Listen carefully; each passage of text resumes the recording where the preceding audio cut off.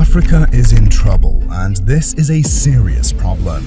The land is rich in uranium, the people scarred by colonial tragedies and a string of military coups is once again wreaking havoc across the continent. This, though, is only the tip of the iceberg. As Russia, North Korea and China set their sights on its resources, is Africa once again falling victim to violent exploitation and setting the rest of the world on a dangerous path to war? Welcome to Living History. In just over 2 years, 7 African nations have overthrown their heads of state. The leaders of Guinea, Burkina Faso, Mali, Chad, Sudan, Niger, and most recently Gabon have been falling like dominoes. And Russia, along with allies North Korea and China, have not been letting the opportunity pass them by. The result? Africa now has the longest corridor of military rule on Earth, as juntas have come to replace presidents through coups. But why is this happening? Despite the democratic process of elections, those voted to power have repeatedly shown they are democratic in principle, but corrupt in practice. Many of the self-serving leaders that have been overthrown recently have prioritized allegiances to France, their former colonial overlord, not out of some nostalgia, but rather for personal gains. And all this while countries in West and Central Africa are experiencing deep crises, from the impossible costs of food and healthcare to poor living standards and unemployment. Half the countries on the continent are among the 30 least developed in the world, according to the UN Human Development Index. We must also at this stage point out that these are countries that are insanely rich in natural resources, and therefore should be reaping the rewards of this wealth. Gabon is a prime example, with a GDP per capita of $9,294.28 making it, at least on paper, one of the 3 richest countries in Africa. And yet, little of this wealth is in the hands of the people, with many unable to make ends meet. In fact, the feeling on the ground is that Africa continues to be sold out to the West, this time by its own leaders. The sentiment is that many leaders in Africa have effectively reshaped and repackaged colonial rule into a shiny new alternative that they promise is definitely not the same thing, also known as neo-colonialism. The colonizers of the past have now been replaced by Western mining companies. Economic imperialism and loans have replaced enslavers, and promises of globalization have replaced direct territorial control. As a result, anti-Western and in particular anti-French sentiment has grown across the region since independence in the late 1950s and early 1960s. This, though, has not stopped French companies gaining controlling stakes over mining resources. For example, Niger's major mining operation is a French company, Orano. But Niger isn't just rich in uranium, but oil and gold too. And it's worth noting that without a single gold mine in its own country, France has the 4th largest gold reserve in the world. You can kinda see why people in Africa are not too happy with this situation. Enter Russia and its friendly group of autocrats, dictators, and despots. As the political situation in former French colonies increasingly rebels against exploitation, often seen as orchestrated by France and the broader West, Russia has been all too happy to fuel the flames of discontent. As Africa pushes to choose the most beneficial relationships and allies for itself, those that promise to provide better military, economic, and social support actually have motives that exploit Africa even further. The narrative appears to say Africa will no longer be subject to forced partnerships, but the truth is that Russia, China, and North Korea have already positioned themselves as the new puppet masters. Case in point, Niger.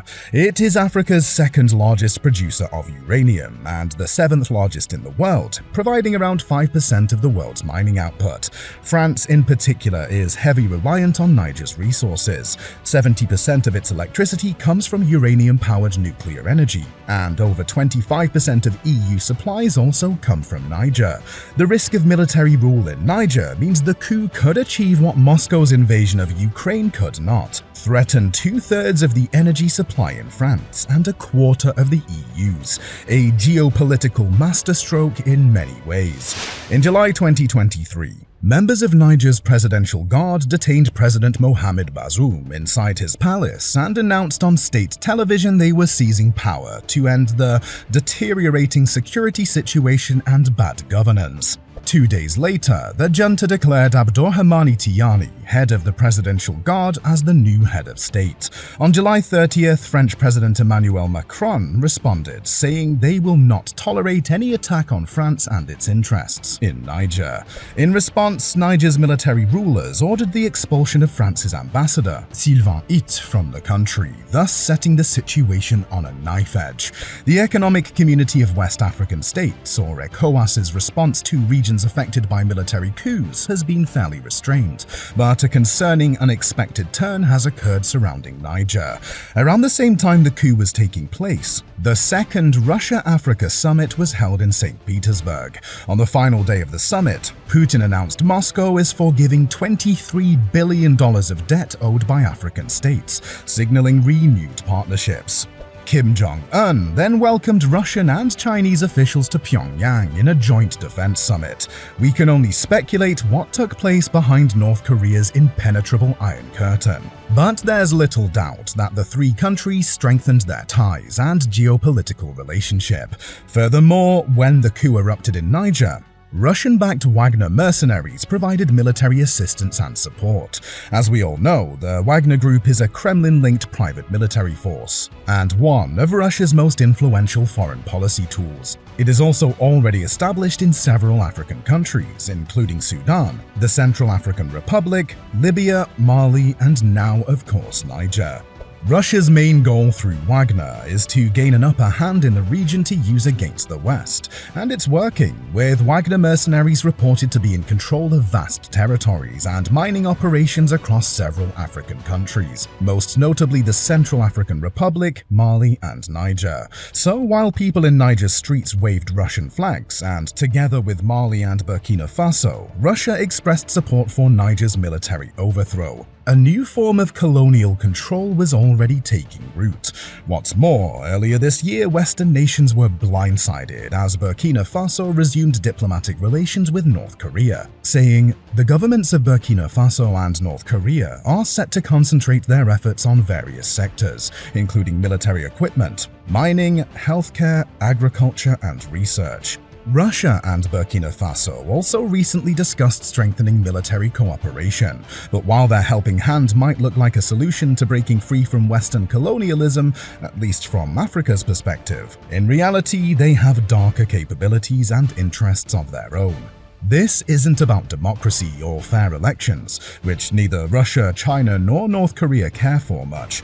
This is only about access and control of resources. Forming alliances and dependencies with resource-rich African countries ultimately puts our club of autocratic states in a stronger, more dangerous position against the West. Partnerships are sold as providing colonially jaded African nations with an alternative economic and diplomatic partnership they can trust, as well as weapons. But at the end of the day, it's colonialism with a 21st century twist. Still, Africa appears increasingly willing to partner with them, hoping for better trade terms than those with the West, and fully ending a painful history of colonial oppression, corruption, and ongoing exploitation.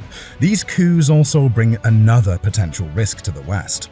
While groups like Boko Haram, ISIS, and Al-Qaeda have largely disappeared from Western news cycles, for the past 10 years, violent events linked to these groups have been rising in Africa. Military takeovers have been rooted in social unrest and weak governance, which destabilizes a country's borders and security, which in turn extends the reach of insurgents and extremist violence. To find out more about what has been happening with terrorist groups like ISIS or Daesh, check out our other video linked here. But now, back to Africa. For the West, the ever-changing situation in Africa is in danger of becoming a multi-pronged battle to reinstate democracy for their own benefit, to safeguard its energy, manage nuclear-armed Russia, North Korea, and China, keep Islamist extremism at bay, and maintain the international Western framework. Ultimately, this isn't just a war for Africa. Africa itself has become a new battleground, where the West has a lot to fight for and lose. But by partnering with countries notorious for their authoritarianism and power plays, perhaps Africa has the most to lose once again after all. This is Living History, signing out.